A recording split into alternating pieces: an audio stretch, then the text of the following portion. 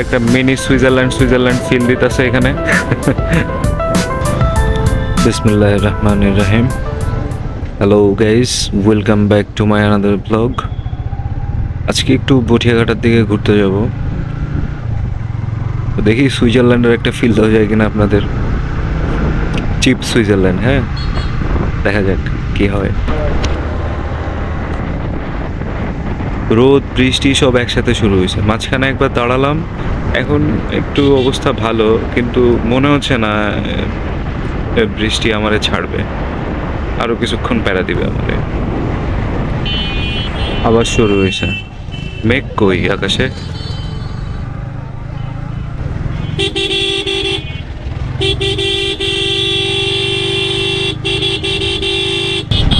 Side দাও না কে তুই, তো ওভারটেকও করস না, তুই সাইডও দেস না, তুই এবার পিছনে তাকায় উঠি দেস, তুই ব্রেক কর, স্লো কর, তারপর সাইড দে। তো যদি বসে থাকবো নাকি আমি? আবার এই মামারা দ্বারা এখানে গল্প করা শুরু করছে। অবস্থাটা দেখছেন এখানে, মানে খুলনার রাস্তায় বাইক চালানোর মতো কোনো অবস্থা নেই। তিনটা অটো, ফাঁকা রাস্তা, দাঁড়ায় বসে গল্প করতেছে তিনজনে। আমি যেই আসলাম সেই আমার চাপ দিয়ে ভেতরে ঢুকে গেল। আবার শুরু হয়েছে বৃষ্টি, বৃষ্টির জন্যই তাড়াহুড়া করতেছি। আল্লাহ মনে হয় মাফ করছে আমার বৃষ্টির হাত দিয়ে। দেখা যাক সামনে কি হয়।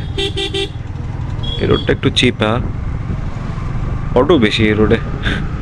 খুলনা সব রোডেই একই অবস্থা, অটো বেশি।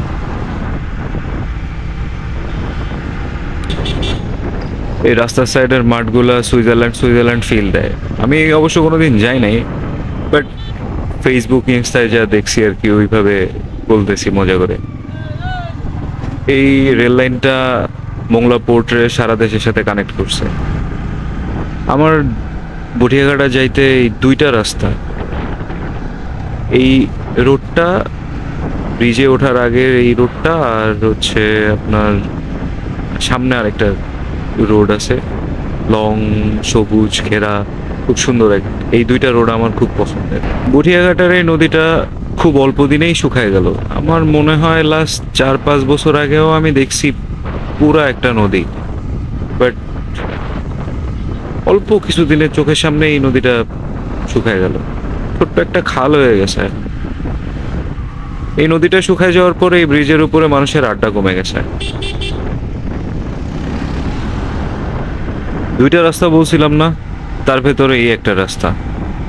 এই রাস্তাটাও আমার খুব ফেভারিট একটা রাস্তা। ফাঁকা থাকে, মোস্ট অফ দ্য টাইম ফাঁকা থাকে এই রোডটা।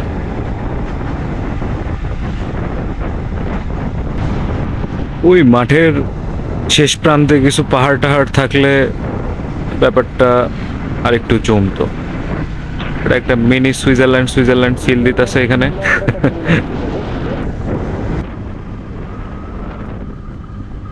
নদীর ওই পাশটা, ওই পাশটা এই যে ইটের ভাটা মতো যেটা দেখা যাচ্ছে, আসলে এটা ইটের ভাটা না, ওটা হচ্ছে রামপালের তাপ বিদ্যুৎ কেন্দ্র।